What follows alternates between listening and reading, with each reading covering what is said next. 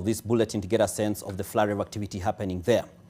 Now, Kenya's October headline inflation rate, dipped the lowest in 14 years to 2.7%, driven mainly by reduction in food and fuel prices. However, economists say that the country may be at a tipping point, edging towards a deflation.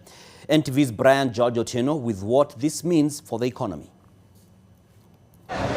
Food and fuel prices, the key underlying factors that almost drove Kenya's inflation to near double digits in the start of the year, have reduced to hand the country its lowest inflation rate in 14 years, a phenomenon that economists now say is not anything to smile about just yet, stating Kenya may be on its way to a deflation, if not a recession just yet. In economics, deflation is a decrease in the general price level of goods and services. Deflation occurs when the inflation rate falls below 0%, a negative inflation rate. Inflation reduces the value of currency over time, but deflation increases it. Normally the lower band that the CBK accepts, it's 2.5, so we're just about to breach that lower band, and it paints a picture of an economy that is significantly cooling down.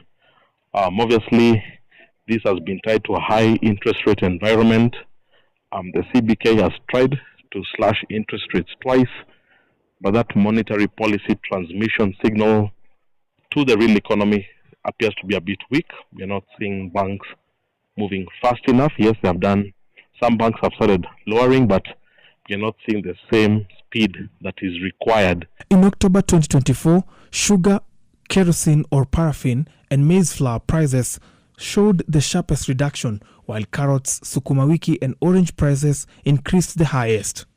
But then again, at 2.7%, it doesn't mean that the cost of living pressure has reduced.